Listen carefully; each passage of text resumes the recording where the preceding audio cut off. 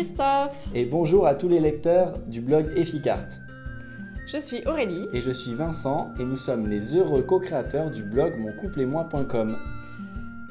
Le blog qui contribue au développement personnel du couple. Et sans tabou. Et aujourd'hui, on vient juste de terminer une vidéo pour notre dernier article qui parlait du slow sex et on souhaitait vous faire rentrer dans les coulisses de la rédaction de cet article. Tout d'abord, avant de commencer un article, on a un sujet.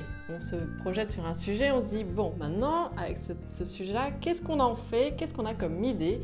Donc, on va prendre un papier, un crayon, on se met à une table et on se dit toutes les idées, on les note les unes derrière les autres, aussi bien les miennes que les tiennes, pour pouvoir sortir tout ce qu'on pense sur ce sujet-là.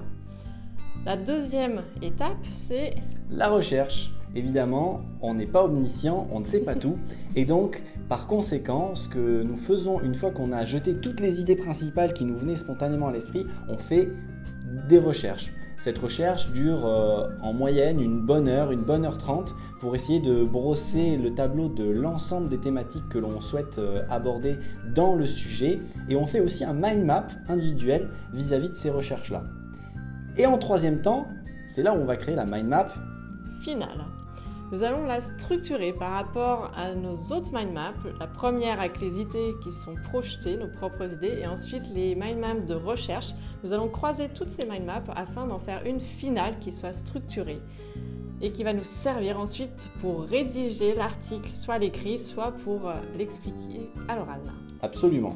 Et donc, en primeur, vous allez avoir la possibilité de voir l'une de nos mind maps qui est sur la thématique du slow sex. Là, vous voyez exactement le type de mind map que nous réalisons. Voilà. Et qui nous permet ensuite de soit rédiger, comme le disait Aurélie, soit de faire la présentation directement en vidéo. Alors, les principaux avantages que nous avons trouvés, nous, quand on a découvert la mind map, on sait que ça peut se faire beaucoup avec des logiciels. On sait que Christophe utilise un mind map pour faire ses présentations vidéo et ses cartes heuristiques. De notre côté, nous sommes de fervents défenseurs du papier et de crayon.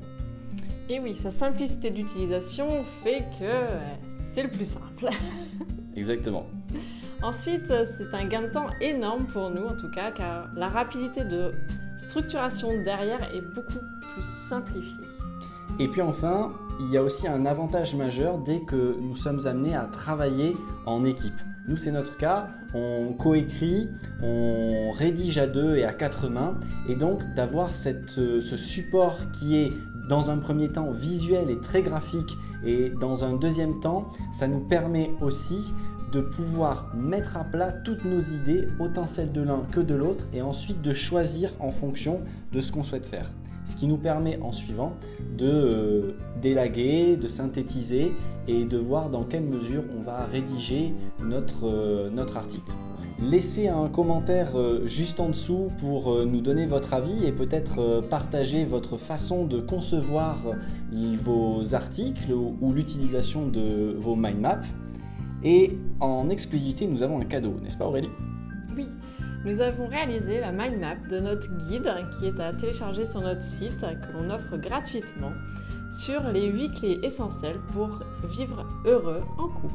Alors peut-être que vous êtes en couple aussi et tout en lisant le blog Efficart et si vous cliquez sur le lien juste en dessous, vous avez un lien spécifique pour vous et il n'y aura que vous qui aurez le privilège d'avoir cette carte heuristique. Vous pourrez télécharger la carte heuristique et le guide gratuit, donc vous aurez une synthèse de tout ça grâce au travail que nous avons fait avec un logiciel gratuit puisque nous n'utilisons pas de logiciel en principe, mais là sur un logiciel gratuit qu'on a trouvé sur Mac, ça nous a permis effectivement de vous proposer ça en bonus.